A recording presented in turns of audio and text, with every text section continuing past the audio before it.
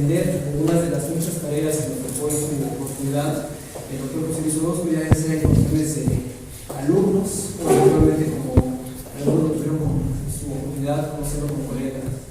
Así que esta tarde decidimos de manera oportuna, me parece, atender una de las líneas de trabajo que el doctor Orozco estableció a lo largo de una obra de más de 45 años, que es el estudio de la ciencia política, principalmente considerando para ello que hubo una revisión de la historia de las ideas políticas que a lo largo de más de 23 libros de autoría personal y muchos otros libros colectivos permitieron expresar este ejercicio de profundidad y por supuesto de una calidad reflexiva notable. Ahí en esas obras encontramos aportes, nuevas categorías. El doctor Orozco nos decía en su oportunidad la importancia de atender estas de una visión no solamente disciplinar, sino en este caso de complejidad que acompañaba el estudio del elitismo, del corporativismo, del pragmatismo y del Estado en sí. A partir de este tipo de revisiones recibimos una primera invitación con el doctor Héctor Samitis a llevar a cabo este ejercicio, un ejercicio que me parece nos va a permitir identificar no solamente las ideas, también a la persona, y de esta manera, sin querer monopolizar la palabra, pues mantuvimos un interés por incorporar a algunos de los que consideramos va a ser ofrecer hasta unos 30 minutos a cada uno de los participantes y en esos 30 minutos tener la oportunidad de identificar estas notas que el doctor Orozco dejó en torno al tema de la ciencia política. Por principio le daré la palabra a la doctora Patricia de los Ríos, quien es profesora de tiempo completo, amiga de muchos años, de muchas actividades que tuvimos con el doctor José Luis Orozco. Ella actualmente se encuentra adscrita al Departamento de Ciencias Sociales y Políticas de la Universidad Iberoamericana, y destacar que en los últimos años ocupó el cargo de Procuradora de los Derechos Universitarios entre 2015 y 2018. Asimismo, ha sido coordinadora del Servicio Departamental y del Programa de Asuntos Migratorios y de la Dirección General del Medio Universitario en la misma universidad. Es miembro por elección del Senado Universitario y ha tenido otras funciones. La doctora Patricia de los Ríos se ha destacado en los cursos de teoría política clásica, moderna y contemporánea, a medida que ha tenido participación en algunas universidades extranjeras y nacionales, entre las que destacan la Universidad de Maryland y el Instituto Matías Romero. Es autora de múltiples publicaciones, entre las que valdría la pena señalar los estudios en las relaciones integrales de México-Estados Unidos, la migración y también, desde luego, la política interna de Estados Unidos. Doctora Patricia de los Ríos, es un gusto tenerla esta tarde y bueno, somos amigos todos, alumnos, exalumnos y mucha gente que ha querido dar cuenta de esta actividad. Así que, por favor. Bueno, pues muchísimas gracias por haber pensado en mí. Creo que la única cuestión por la que estoy aquí es por el gran cariño que le tuve al maestro. Y pues yo quisiera decir tres cositas diferentes. La primera es una nota personal. Primero, no pude estar en el homenaje al maestro, cosa que me dolió en el alma, porque bueno, se cambió la fecha. Y pues contar un poquito de cómo lo conocí. Cuando yo conocí al maestro, yo llegué aquí a la facultad y regreso a mi casa, a la UNAM, a esa facultad en particular, después de haber estudiado la maestría, ¿cómo se llama? Llegué a estudiar la maestría en ciencia política y yo había trabajado antes en una revista que se llamó Crítica Política, donde fui encargada del área de Estados Unidos. Después escribí una tesis de licenciatura sobre la administración Reagan y de modo que yo sí tenía una cierta formación en el tema, pero cuando yo llego y conozco al doctor Orozco, bueno, fue una cosa extraordinaria, fue su conocimiento del mundo intelectual norteamericano, me dejó asombradísima y me siguió de salvadores que estarían exigiendo total confianza y obediencia sin dar ninguna certeza a cambio. Por ello, la obra del doctor José Luis Orozco resulta fundamental para captar en toda su magnitud las condiciones que han prevalecido en las sociedades políticas a lo largo de los últimos 3 siglos, entender sus orígenes y dilemas, sus sueños y delirios más persistentes, nos permite darnos cuenta de que la política y lo político se convierten en un campo de estudio y de batalla a la vez, que no hay ni puede haber ingenuidades, sino observación y conexión responsable de hechos, para de ahí comprender las responsabilidades y consecuencias de nuestros actos. Nos recuerda en todo momento que hay y debe haber un uso responsable y ético de la inteligencia del poder. Por desgracia o por fortuna, no hay instrucciones garantizadas para su debido empleo, pero gracias a la historia, el filosofar y el pensar, podemos intentar al menos generar una orientación que nos permita entendernos desde el presente de nuestra creciente complejidad de relación como seres humanos y determinados, justa o malamente, por nuestras decisiones pasadas y futuras. Salve, doctor José Luis Orozco Alcántara.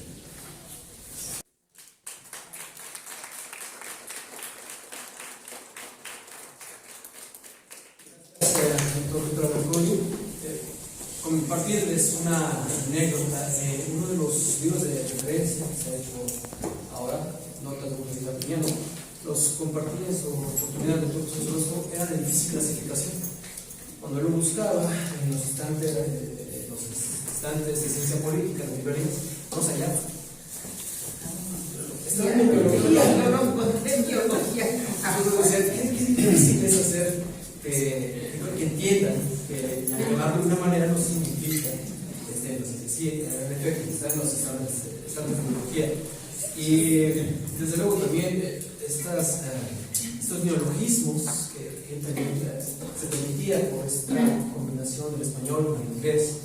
Era un devorador de libros, un biblívoro, que podríamos mencionar, y que también nos permitió entender que más allá de estas condiciones de un sistema de poder con sus derivaciones paretianas y sus residuos, en un momento liberales, vamos a encontrar también otro tipo de lecturas que son importantes de conocer.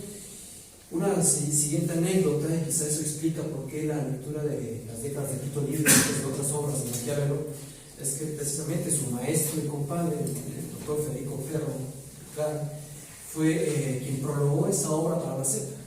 Y en algún momento nos compartía el doctor José Luis Orozco, que fue de los primeros textos que le ofreció el profesor Federico Ferro allá en esa formación de los años 60, para que conociera precisamente ese pensamiento itálico, este pensamiento fiorentino. Así que vaya ahí a compartir anécdotas, tratar de explicar una biografía intelectual que en suma pues, nos lleva a ciertas complejidades. Doy ahora la palabra al doctor Héctor Samítez Gamboa, quien de alguna forma quizá yo señalado es el responsable de que nos encontremos esta tarde aquí, después de un intercambio de mensajes a las 4 de la mañana. 4 y un poco más, decidimos participar de este ejercicio. Entonces mencionarles que él es profesor de tiempo completo en esta facultad, es un destacado académico y desde luego uno de los alumnos, yo diría, y por supuesto colegas más brillantes que ha tenido el doctor José Luis Orozco. Adelante. Muchas gracias. Bueno, pues me da mucho gusto. Sí, en efecto, esas madrugadas que uno no puede volver a dormir y de repente pues supongo que Jesús salía preparándose para ir a correr, a hacer ejercicio. Realmente no había amanecido cuando lo que le dije fue, oiga, me acordé del doctor Orozco cuando falleció. Y me dijo, estamos por cumplir un año. Y entonces le dije, oiga, pues reunámonos para revalorar su obra, para vernos, para recordarlo, ¿no? Y bueno, pues así se ha realizado esta sesión. Yo se los agradezco, le agradezco a la señora Marta, la viuda ahora del doctor Orozco, a su hijo Jesús. Muchas gracias. Y claro, a Patricia de los Ríos, que ha sido una excelente maestra nuestra, yo la aprecio mucho. A Julio Bracho, que nos ha acompañado siempre, ¿no? Yo he sabido siempre de la admiración que le tuvo al maestro. Y bueno, Víctor Alarcón, que ha escrito también algunos artículos, algunos ensayos en algunos libros que fueron publicados. Y le agradezco a Jesús todas las tareas que realizó. En realidad es un excelente tipo y, como siempre lo he señalado, muy responsable de los compromisos que asume. Decía Víctor Alarcón, yo también, que había salido beneficiado. Yo también, y les voy a decir, yo me he acercado en una segunda ocasión a la obra de mi maestro, o de los principales maestros que yo he tenido, ¿no? Y he titulado un texto que evidentemente no se los voy a leer, pero que he logrado más o menos estructurar, ya lo han señalado anteriormente Patricia Loreos y Julio Bracho. Y pienso yo que en la obra del doctor Orozco hay una teoría. Yo creo que hay una teoría, es una teoría sobre el pragmatismo norteamericano, evidentemente, pero la preocupación de José Luis Orozco es cuál es la misión o cuál es el objetivo, ¿no? Cuáles son los fines de ese pragmatismo en términos de inteligencia, en términos de intelectualidad, en la globalización totalitaria.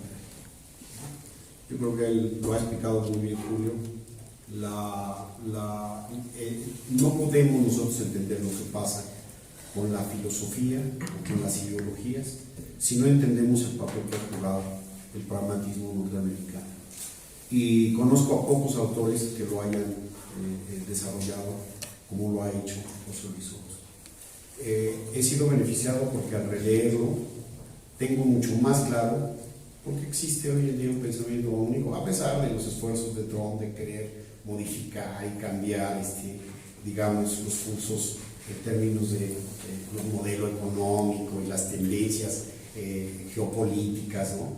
Yo creo y tengo muy claro que el papel de la filosofía europea fue deconstruido por el pragmatismo. Claro, no lo he dicho yo, lo han dicho otros filósofos, y por eso hemos vivido estos 20 años un pensamiento único. El que ha entrado, como decía Julio Bracho, entre los sistemas cerrados que aprendemos en filosofía política y otros sistemas que en efecto era el marxismo, que como teoría crítica a la que se podía oponer a un gran pensamiento, en medio de esto aparecen los pensadores pragmáticos y que han sido los que han dominado el mundo. Entonces, aunque no lo quieran ver así, incluso los propios europeos. La obra de los grandes estudiosos de las ideas políticas tiene una unidad interna, y la de José Luis Orozco no es la excepción. La unidad que articula sus ideas es su preocupación por estudiar las ideas políticas que mueven al mundo, en particular el pragmatismo norteamericano, como filosofía norteamericana del poder, y después el pragmatismo europeo, y sus implicaciones en la filosofía política y en la realidad política global. Orozco advierte al respecto que la llegada del pragmatismo a Europa significó apartarse por fin de la búsqueda pontifical del santo grial de lo absoluto y adentrarse ya en la búsqueda y creación práctica de lo particular y lo personal.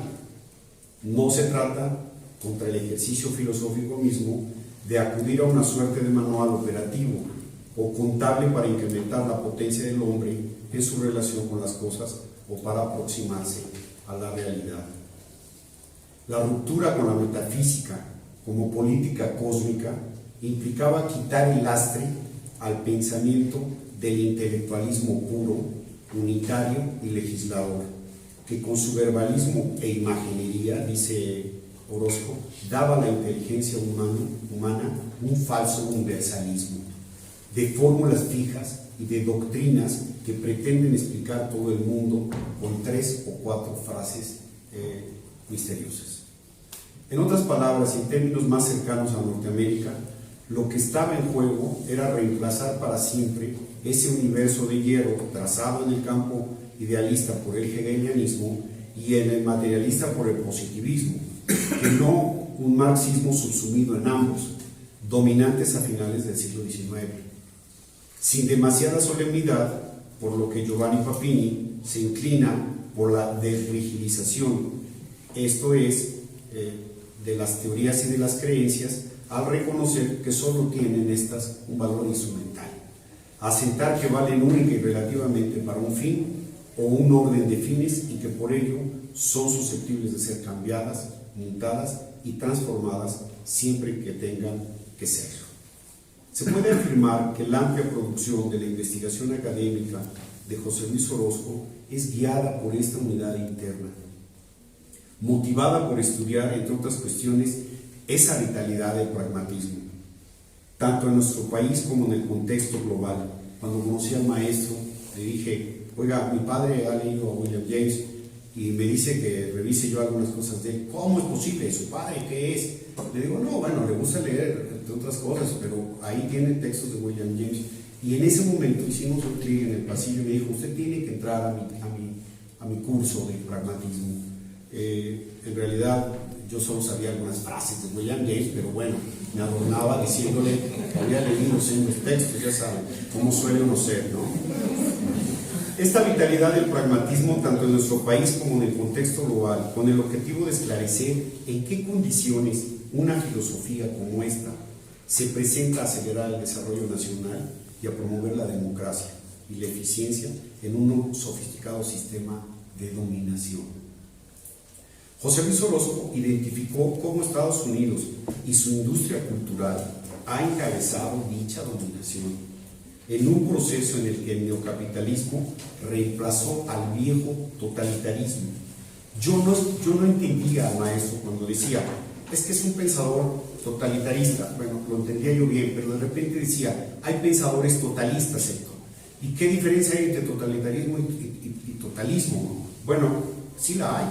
En realidad la discutíamos, pero no hay a veces mucha diferencia, para lo cual se requiere dar un paso más para contemplar el bosque del mundo contemporáneo y no solo los árboles de la actualidad, por lo que se advierte una trascendente diferencia entre ambas formas de dominio. El totalitarismo clásico debía reforzar la persuasión de la represión policial y militar para imponerse y desencadenar pavorosas guerras intra e interestatales. El totalismo, en cambio, se distingue por la absorción de la vida pública, privada, incluso íntima, porque la realidad social y simbólica que construye tiende a integrar las alternativas y disidencias y a homogeneizar las distintas culturas y tradiciones.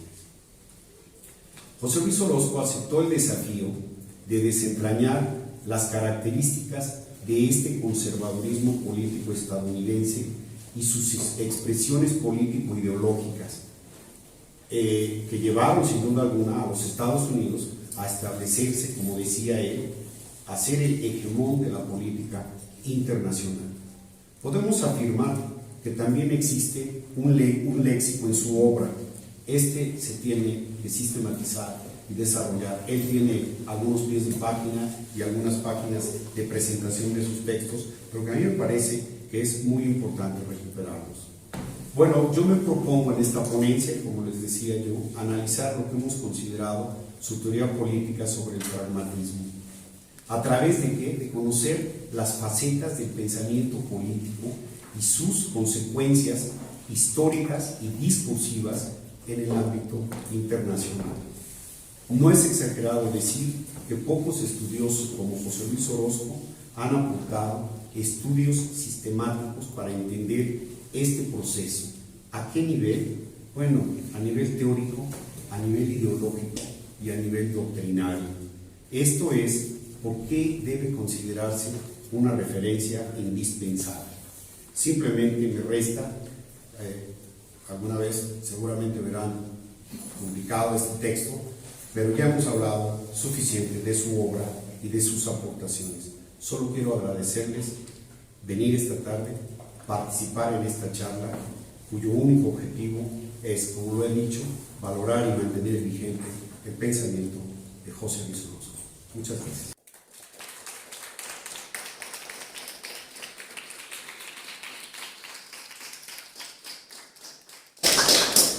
Lo haremos si las condiciones que nos permitimos organizar son las que se continúan.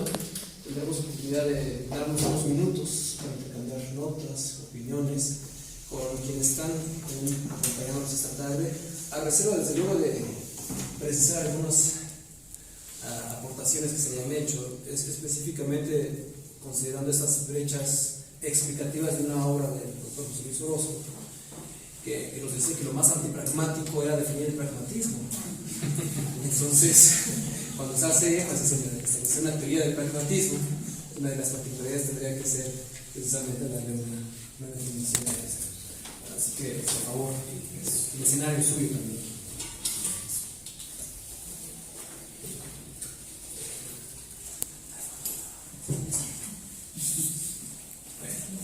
Adelante. ¿Qué tal? Buenas tardes. Muchas gracias, ¿no?, por la participación de todos los ponentes. No me tocó ser alumno del doctor Orozco, pero sí gran parte de su obra por los temas de la facultad y porque pues, yo estuve en ciencia política. Todo este problema que mencionaba el profesor Bracho sobre la tiranía, la república, y que tiene mucha actualidad, ¿no?, con lo de Donald Trump. Veía cuando llega todo el equipo de Trump a la Casa Blanca con Bannon, les dejaron leer los militares del Pentágono un libro de Tucídides, de la guerra de Peloponeso, el enfrentamiento ahí de Atenas, Esparta, y que por eso Estados Unidos ve como inevitable el conflicto con China.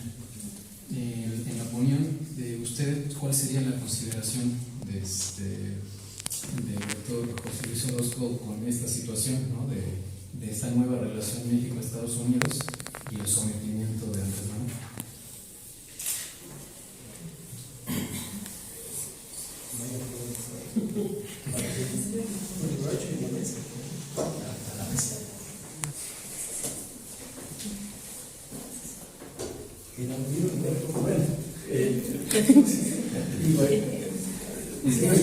Tiene varios aspectos. Es una situación que a lo mejor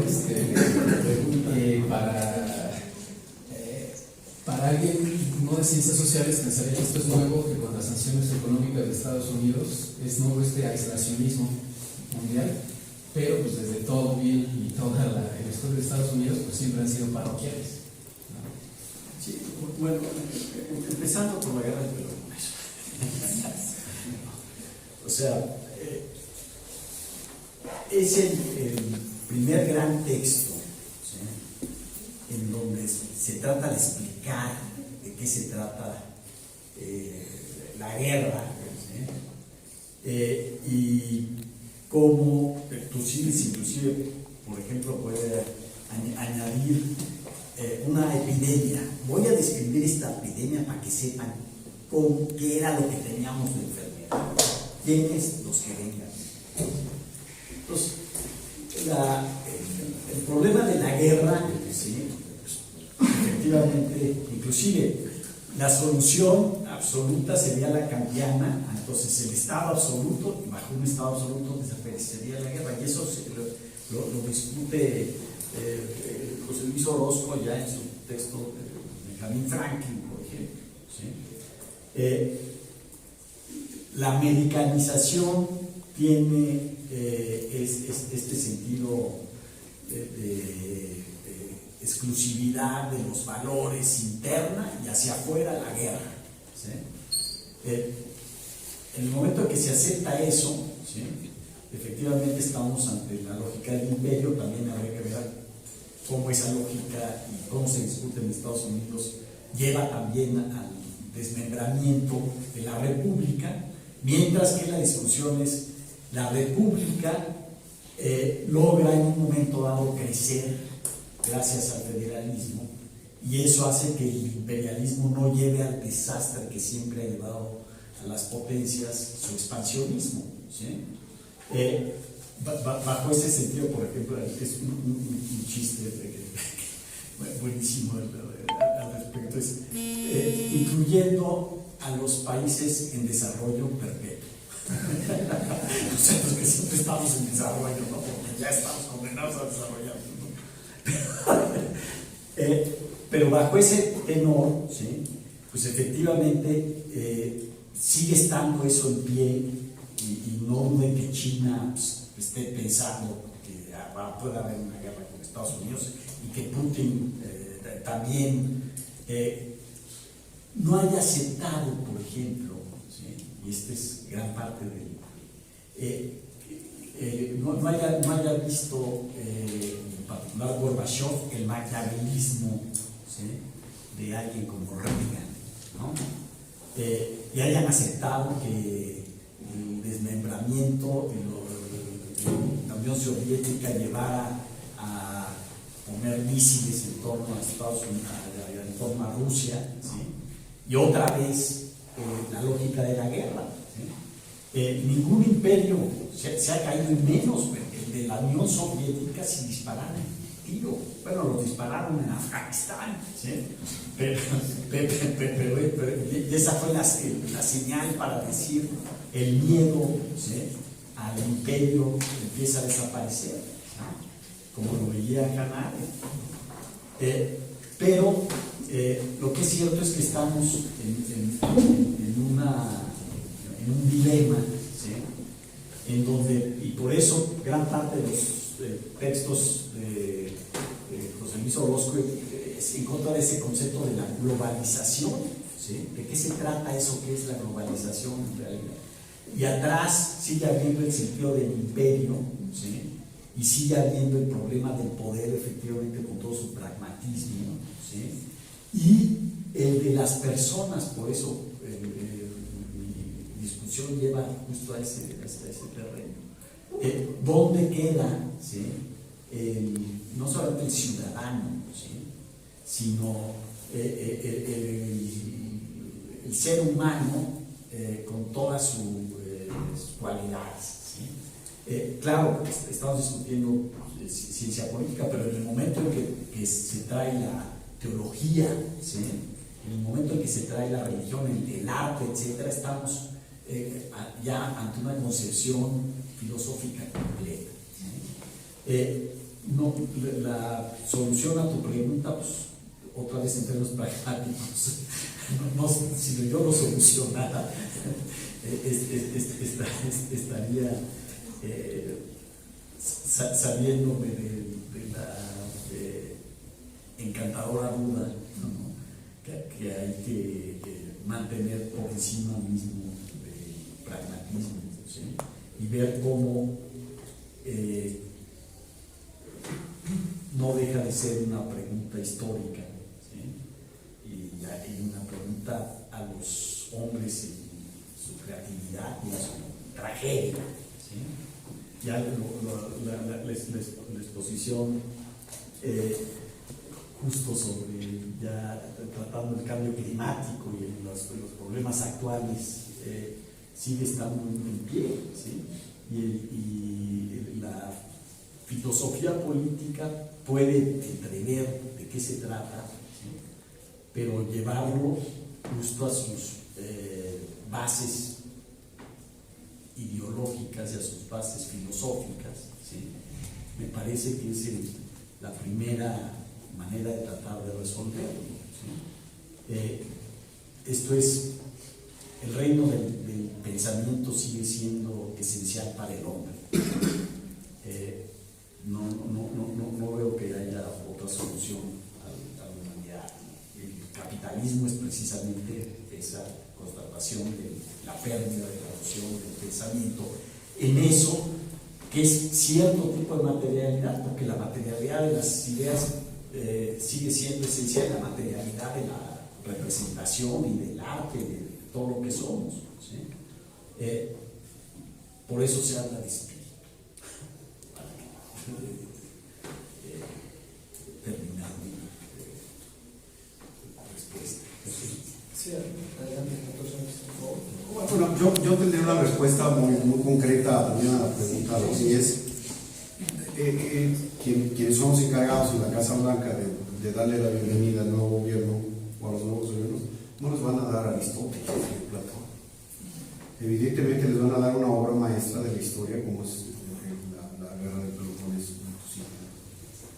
La base seguramente, y así fue, y lo comenté alguna vez con José Luis Orozco, la base del pragmatismo de Maquiavelo era Polibio, pero a la vez era Tito Livio, ¿no? Y antes que eso era Tucídides, ¿no? Genofonte, ¿no?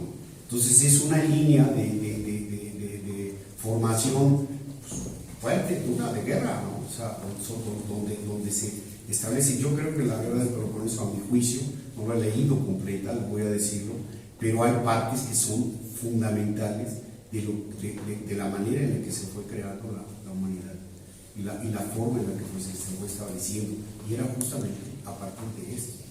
Entonces, pues no me extrañaría que les dieran pragmatismo y no filosofía europea, eurocentrista.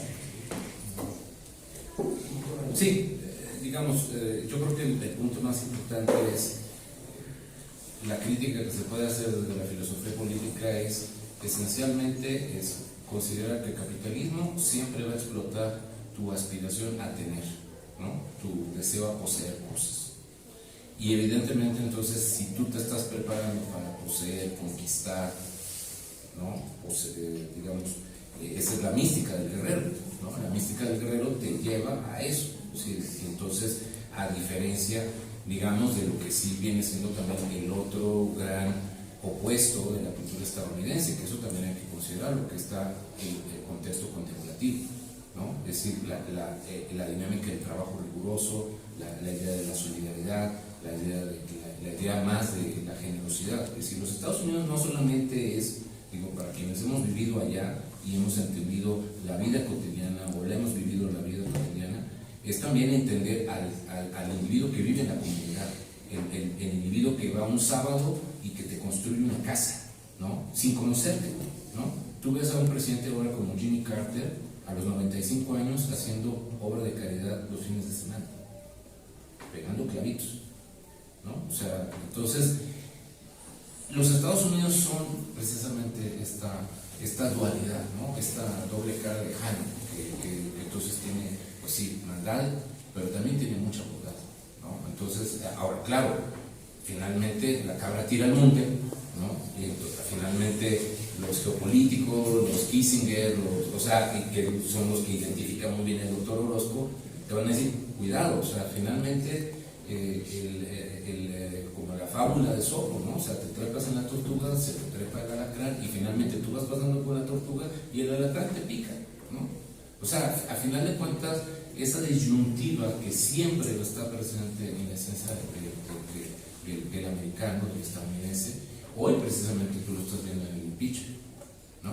Lo ves, digamos, en cosas pueden ser más triviales, como cuando se le hizo el impeachment a Clinton, ¿no? Por una desviación personal, ¿no?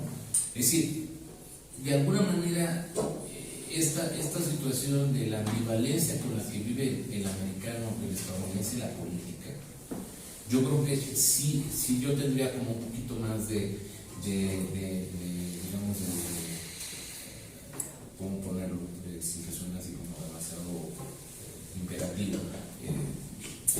Tendríamos que, digamos, tener un poquito de menos condicionamiento, ¿no? Para poder entonces justamente ver la vastedad del universo, ese pragmatismo con el que se mueve el estadounidense, que precisamente hace que no puedas tener una respuesta fácil con respecto a esto. Es decir, desde luego, hoy, pues sí, nos preocupa que esté esa versión, que esa versión que esté dominando, que este carácter neohegemónico que abiertamente Trump y el corporativismo en el sentido empresarial ponen su impronta, pero porque también está respondiendo a otros interlocutores que están pensando exactamente lo mismo, Putin, ¿no? China. Es decir, el problema es que los Estados Unidos están siendo arrastrados o ya fueron arrastrados y ellos están reaccionando de manera espontánea, ¿no? Por lo menos le están dando de muchas armas de manera muy importante al surgimiento de ese nativismo, a ese neopopulismo de derecha, ¿no? Y que además se ha extendido con mucha tranquilidad a través precisamente de ¿qué? Del resurgimiento, ¿no? De la propia teoría política. Es decir, esa parte, digamos, de decir, bueno, tenemos que conservar la integridad de la civilización, la integridad ante la amenaza de que podemos ser destruidos por fuerzas no deseadas, todos esos factores, ¿no? Podemos entender que entonces nosotros, por eso somos vistos como el enemigo, como el extraño, como el que no tiene lugar ahí. O sea, digamos, si Huntington viviera, ¿no? En este caso, Huntington yo creo que sería un magnífico ideólogo para Trump, ¿no? O sea, si tú te ves quiénes somos, ¿no? o las últimas obras de Huntington, pues ahí está precisamente señalado un gran elemento de cómo de repente el elemento hispánico es tan peligroso como el elemento islámico. Es decir, nosotros somos un peligro para ellos, ¿no? Es decir, porque queremos recuperar el territorio, porque queremos sincronizar con nuestra cultura, porque nosotros no nos adaptamos a sus formas democráticas involutas, etcétera, etcétera. A nosotros nos gusta la fiesta, el relajo, etcétera. O sea, ellos traducen todo eso como los bad hombres, ¿no? Somos los bad hombres. Entonces, imagínate que entonces, si Andrés Manuel, como tú estás preguntando, le dice, pues no, pues yo sí soy bueno, yo también, no soy ningún peligro, ¿no? ¿Y cómo le termina llamando Trump? Juanito Trump. Entonces, finalmente, tú te agachaste, te empinaste y todos felices y contentos. Y aparentemente ahorita pues jugamos, pues sí, al mexicanito, ¿no? Que sí, señor, lo que usted diga, señor, ¿no? O sea, le estamos jugando el invito, ¿no? Entonces, cuando nosotros ya hemos seguido esa parte, digamos, del proceso cultural, entonces, claro, pues por eso yo lo ponía aquí, o sea, y eso creo que es algo que el propio doctor Orozco hubiera reconocido, decir, pues cuidado, porque entonces vamos a hacer siempre el invito, ¿no? Y no porque sea un derogativo para el indito, sino porque lo que va alrededor de siempre pensar que el indito debe ser el sumiso, ¿no? Cuando podemos ser indios perfectamente fuertes, perfectamente orgullosos de nuestra cultura y muy claros también de nuestros objetivos. Entonces, esa reificación, esa reivindicación de nuestra propia naturaleza, pues tendría que ser un elemento distinto a simplemente jugar a esta suerte, digamos, de condescendencia, ¿no? De, no te enojes, ¿no? Nosotros no vamos a ocasionar problemas. Entonces creo que ahí es donde sí tendríamos que considerar seriamente que lo que estamos enfrentando justamente en términos de crisis de liderazgos, o sea, no solamente porque sea falta de liderazgo de México, enfrentar una actitud más frontal o más agresiva o más confrontativa con los Estados Unidos, que tampoco se trata de echar malandronadas, pero al mismo tiempo de todos modos sí poner con mucha precisión pues una agenda que permita coordinar y que permita generar otro tipo de diálogo, es decir, no solamente no provocar el enojo desde arriba, ¿no? A reserva de escuchar las reflexiones ampliadas, vamos a tener algunas inquietudes, dudas, comentarios que nos quieran compartir. Laura, bueno, yo es un comentario, no sé si vaya a servir decirme o no, pero también por la hora. Pero bueno, yo celebro la mesa, la iniciativa. Digo, efectivamente, hace muchos años nos dio oportunidad el doctor Orozco, nos fuimos incorporando, etcétera, etcétera.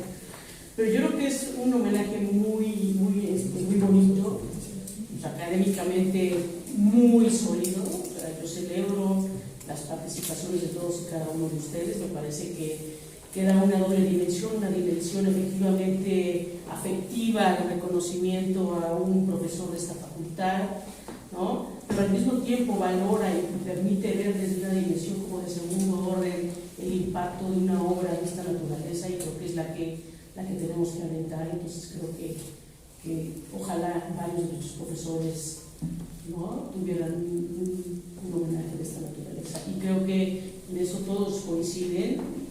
Creo que el doctor Bracho lo dice muy bien, o sea, la talla de un profesor como el que tuvimos el honor de tener entre nosotros.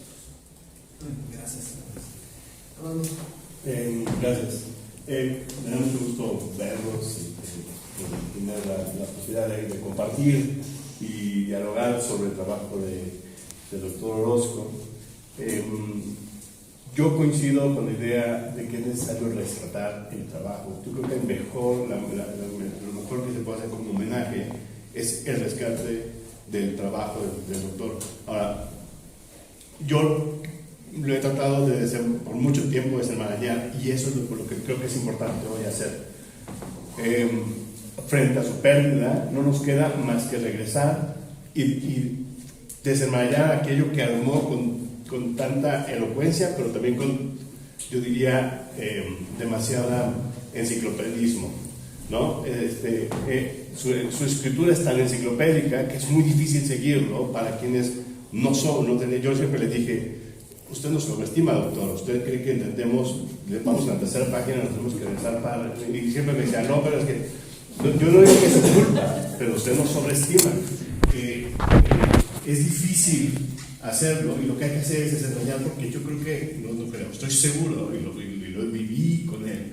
Hay elementos que se conectan y otros que no, que son muy profundos en un intento de comprender la realidad política estadounidense y sus fundamentos en términos de pensamiento político, que están ahí en los libros, pero están de una manera en que podrían ser reprocesados para generarlo como herencia intelectual del doctor Orozco.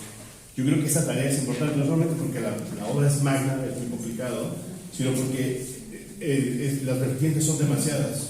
Y qué bueno que habemos quienes pasamos intelectualmente por sus manos, que tal vez podamos rescatarlo por fracciones, derivar pensamiento orozquiano,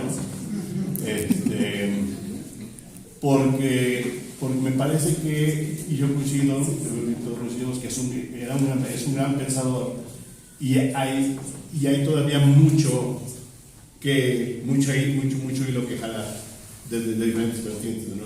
Esta ha sido mi propuesta con la gente de Chihuahua, por ejemplo, ahora que está la cátedra en Luis Orozco en la Universidad de Chihuahua, que nos pudimos juntar el año pasado. Este año, el próximo mes se va a seguir, y yo estoy proponiendo que se haga de esta manera, hacer como clusters de estructura de pensamiento político del doctor Orozco, porque no hay manera de seguirlo de manera unívoca, ¿no? Necesitamos muchas mentes tratando de seguir una, no creo que vaya a quedar otra.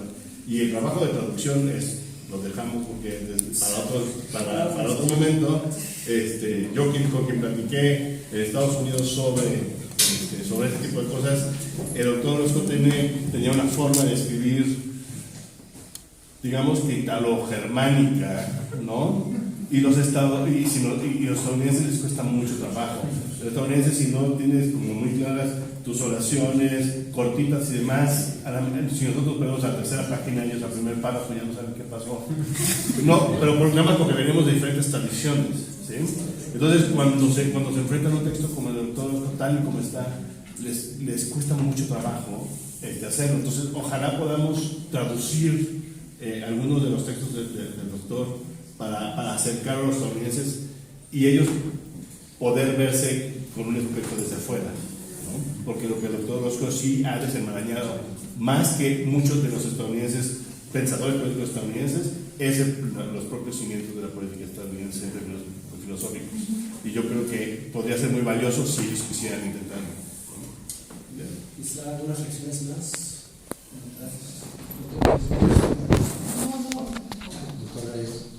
Bueno, yo invitaría a los profesores que se vayan preparando para la próxima mesa, ¿no? La organizaremos en un tiempo y creo que vale la pena. Pero lo que has dicho, que me parece realmente, yo diría, una gran idea.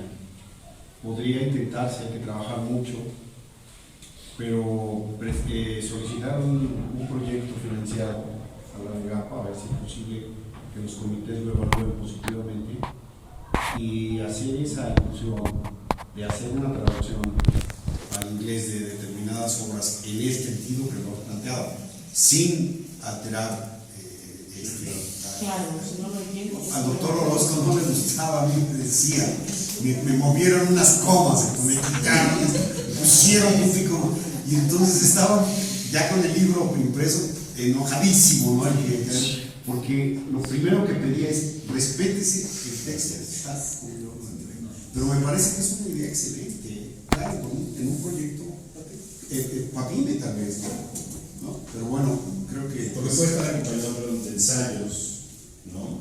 Que conecten elementos en el pensamiento de Orozco en diferentes momentos de su trayectoria, ¿no? Y que fue un modelo que sirvió. Testimonio político norteamericano, lo que nace. Solo mencionar, desafortunadamente no todos tuvieron la oportunidad de participar de materias que enseñaba en el doctorado, pero justo empezaba conectando Tucídides, Polibio y Maquiavelo.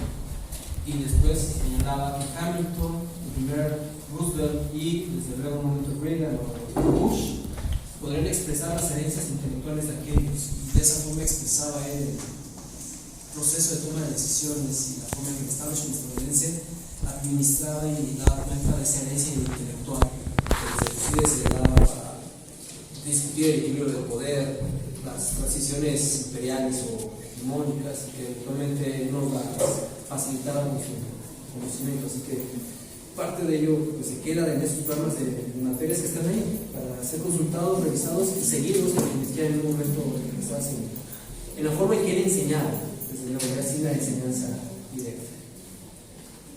Bueno, ya hay un punto en relación con Tucídides, que es justo la tragedia de la ciudad democrática por excelencia, que empieza a actuar a manera, como dice, a manera de imperio. Y esa confrontación, además hay que ver cómo Tucídides es la guerra y la discusión de qué va entre tales y tales para hacer esto, o para resolver si van a actuar de esta manera. Otra vez pasa la guerra y regresa a la discusión. Por no hablar del discurso esencial que es el primer texto de política, ¿no? el elogio de los muertos, ¿sí? De Pericles. ¿Sí? Pero el que aparezca el discurso sobre lo que está sucediendo, ¿sí? Criticando el actuar ya de los demócratas, ¿sí? Frente a el uso ya de las formas imperiales, a la hora que se empiezan a quedar con el dinero de la Liga Bélica, ¿sí? Pues los que van a tener razón son los espartanos, ¿sí? Aunque no sea la sociedad abierta, ¿no? que Popper quiera que fueran también los espartanos, ¿sí? O Isaiah Berlin. O Isaiah Berlin o el mismísimo Hobbes, ¿no? Que es quien se confronta justo con este mito del Estado absoluto, ¿sí? Monárquico, espartano, frente a esos demócratas que no necesariamente aceptan al monarca, ¿no? Pero digo, hay que leerlo, etc. Aquí en México, por ejemplo, Borman, ¿sí? Es quien lo prologa en Porrúa, ¿no? Y no deja de ser nuestro mejor historiador de las ideas y del pensamiento mexicano tradicional. Bueno, los compromisos están ahí. Solo señalarles a todos que tenemos el interés de que esta iniciativa tenga próximos capítulos en esta facultad, en otros espacios, en la UAM, en el Ibero, por supuesto también dentro de la Universidad de CISAN, y que nos permitamos seguir sumando, seguir atendiendo esta expresión que menciona Armando Basurto, de un ejercicio colectivo y que nos ofrezca quizá en el mediano plazo una obra colectiva ante la cual eventualmente la difusión va a ser un reto, pero que nos dé un trazo de este ejercicio de análisis y mantener vigente la obra de nuestro querido profesor. Así que si en otra... Sí, yo quisiera contar una cosa. En la biblioteca ustedes no encuentran todos los textos. Entonces, me gustaría que hubiera todos los textos, todos en esta biblioteca. Y también me puse a revisar quiénes los leían y quiénes no. ¿Sí? Y también no son demasiado leídos. ¿Sí? Entonces, algo que hay que hacer es, por lo menos, que en esta facultad estén en esta biblioteca, que no es tan mala, ¿sí? Y la mejor definición de una universidad es una biblioteca, ¿sí? está en los libros de José Luis Orozco. No lo vemos. De hecho, solo comentar, ya está en proceso de desarrollo el Centro de Estudios de Política José Luis Orozco de la Universidad de Ciudad Juárez. Y parte del compromiso es que la biblioteca personal y la obra del doctor Orozco esté ya. Sí, definitivamente. De este lado, pues, nos va a corresponder dar seguimiento a ese proceso. Y es difícil. Yo hice mi tarea y por lo menos tengo mi acervo José Luis Orozco, consiguiendo libros y textos en librerías del viejo. Ese documento no se encuentra, ya está digitalizado en parte del mismo, pero nos encontramos con otra dificultad en el caso de la difusión electrónica y digital. Gaetano Mosca, me lo acabo de ver si quiere. Es la condición de los derechos de autor. Sí, es 70. Fueron 500 ejemplares de ese documento, y la anécdota particular que señalaba el doctor Orozco, alguna vez en un tránsito que él hacía fuera de la Facultad de Ciencias Políticas y Sociales allá en Chihuahua, se encontró con que había varios de estos. Pero bueno, sí tenemos ese propósito. Y además, esta obra tuvo una respuesta con una carta escrita en máquina mecánica por Bob, en donde le comentabas sobre estos aportes que había hecho el maestro Orozco en la revisión del profesor Mosca. Otro punto sería un sitio en internet donde se pudiera subir Un repositorio. sus obras. Tenemos la diferencia de nosotros, pero el derecho de autor no es todo. Bueno, yo espero que sí, para poderle abrir. Muy bien. Bueno, ahí ya se puede digitalizar. Bien, pues gracias a todos, buena tarde y celebremos.